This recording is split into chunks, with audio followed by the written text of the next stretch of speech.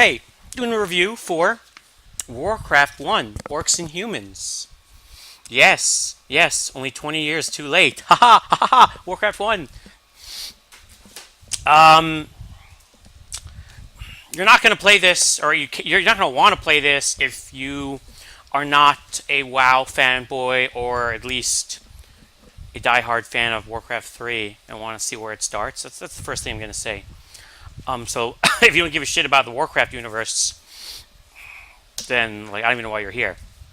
That being said, I'm looking at this game from the perspective of modern gaming, which is horribly unfair, I know, but when you're going to play a game, you care about it compared to the competition. You want to know if it's worth playing, and we're not going in a time machine, right? Okay. I actually really like the art in Warcraft 1. I love the old school art style that Blizzard used to rock, which you saw in like Blackthorn, Warcraft 1, and Diablo 1, and then they slowly moved towards. And I'm not even talking about a cartoony. They've always been kind of cartoony-ish, but they moved to a more exaggerated, like overly dramatized kind of like everything's big, you know, kind of almost like some kind of special art. I forgot what that art is called. That's that art style where everything looks kind of weird. So I really liked the art in Warcraft 1. It was very gritty and very like European and Dark Age. And, like the units had mustaches on their characters, and even though the animations were really old, the game was also really bloody. And when units died, they would like explode, and they had really intense death sounds, and the body would disappear in stages, and then you would see it decompose. So the graphics are much better later on. They're also much more sanitized. The music is fantastic. The music is still great. It really is. You recognize a lot of the music because they recycle it for certain areas in Hearthstone, and even a few spots in like Warcraft 3. But it's good music. The missions. Each mission begins with a like a story kind of narrated story cutscene. Not really a cutscene. It's like a moving GIF almost. Really basic. And then there's a dude explaining what your mission is. But it is a story. And also, it was kind of cool that the mission briefings were fully voiced, which actually meant a lot back then. But in each actual mission, there was no story, no dialogue, no like Easter eggy kind of like lore bits to find. There are hero units, but only like you only fight, and like there are a few missions where you fight special characters. Like there's one mission where you actually go against Medivh, which is really cool, and you fight him, but you never control a hero unit, and there's no leveling, there was no XP kind of stuff in that regard. Even though hero units existed, they were only an obstacle for the most part. And the story was very sparse. It was kind of cool, though, to see the story of Warcraft 1 in that you could see what is retconned in the future.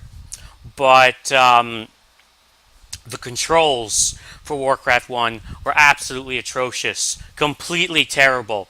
The worst controls imaginable. Basically made the game unplayable. There was no mouse movement, no move to attack, no really almost no mouse controls at all. Like the mouse was just to click on things. You needed to use the keyboard for everything. The AI, it wasn't bad, but they never really turned it on. In that your units would not do anything unless they were being attacked for the most part. They would not attack enemies that were close by. They wouldn't move to defend, and the group size was maxed out at 4, and you couldn't even like hotkey groups. It was just awful. It was so bad that I had to use cheat codes to get through the game because it just wasn't fun. I did play through every mission, but I used the indestructible cheat code and would just move one unit through the map. And I kind of feel a little bad about that, but it's just not fun fighting the controls. And the entire difficulty of the game was basically trying to grab your units and move them and get them to do something useful before the enemy, because the enemy had no such issues because it's an AI. And I feel like if you actually had no control problems, the missions were really easy too. And it was only a struggle because it was like playing with one hand. I would not recommend playing it.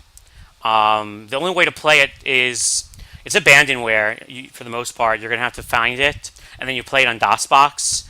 But actually getting it to run, it was not difficult at all. If you once you find it and you get DOSBox and everything set up, and you know how to use it, but it's just not worth it.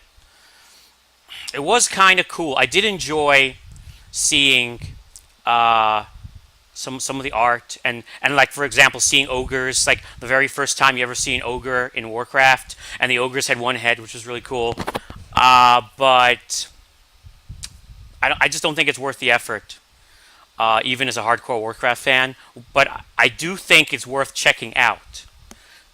So what I would actually recommend is go to YouTube and just watch all the mission briefings, like put together. Just watch every single mission briefing because they're narrated, and that's where all the story is, and it's interesting. And maybe watch someone play a few random missions, like and skip through it, just to see the cool art style and how certain units looked, which I think was cool. And that's it. That's honestly what I would suggest. But if I could find, like, I actually did try to find a unofficial mod or patch that would just change the controls, but I couldn't find it, and I don't even know if it's possible. I really don't. There was never an expansion for Warcraft 1. They went straight to Warcraft 2. And I think maybe they wanted to start from scratch with a new engine because maybe Warcraft 1's engine was very limited. So I don't know. Maybe they couldn't make it do more. So maybe this doesn't exist. But if I could find a mod that would just allow, easy unit selection, hotkeying of groups, and more mouse movement, more easy mouse controls, and maybe like a way to change the AI of your units so that they would actually attack enemies they could see. I would actually try and play it again. And I would actually say that it's worth playing. If you like RTSs and you like Warcraft, and if you could somehow find this amazing, like, super patch, then it would be worth. But I don't think it exists. And honestly, while I don't care about graphics, controls is something that, because you can't just ignore it. It's there whenever you try to do anything, and there's too much. There's a limit. There's a limit of what you're willing to put up with, and for the UI and game controls, coupled with the limited AI for your units, it passed that threshold and made it just not fun, not something I'd want to do. And it sucks because that's the only thing that made the game not enjoyable for me, but it's something at the same time that I cannot ignore. And since there's no story within the missions themselves, it's really not something you have to play through.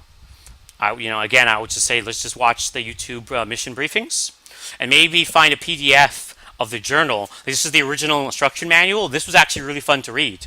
Like, what you could do is just buy a copy of the original Warcraft 1 instruction manual and just read it, and that's all that's as much as you need. Like, in the back, it has this really cool journal written by Lothar with like the backstory, and then on the Horde side it has a journal written by Garona.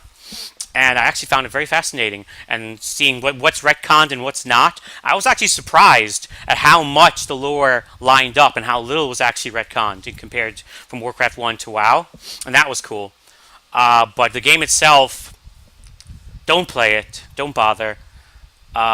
Just watch mission briefings. I think it is worth watching the briefings on YouTube, unless you find some sort of way to patch, some player-made patch, to basically make Warcraft 1 control like Warcraft 2 Battle.net Edition.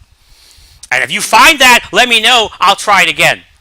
And otherwise, it's just start with Warcraft 2 Battle.net Edition, Warcraft 1 is just the limit. The limit of how old you can enjoy a game. I think Warcraft 1 has kind of hit that. Maybe I'm a spoiled casual. I don't know, but I really feel that's the truth. And so yeah, if it wasn't for the controls, it would be different. But the controls are there, and there's nothing we can do. So taking that in mind, I would say the game is rated P. No, you for unplayable, because it's not playable. You cannot play through it unless you want to just suffer. Okay, unless it's like a challenge. But there are some cool aspects to it that a diehard Warcraft fanboy might enjoy, and that's what YouTube is for, in my HO. Or maybe just get the instruction book, buy it, and just read it, and I think that would be fun. And that's my review for Warcraft 1, Orcs and Humans. And we will be playing Warcraft 2 Battle.net Edition on my Streamerino in the near future. And I will be beating that legit because I know the controls are fine, so I have no excuses now. And hopefully it's good. And we'll review that in the future. Thanks for watching. I don't know. Catchphrase.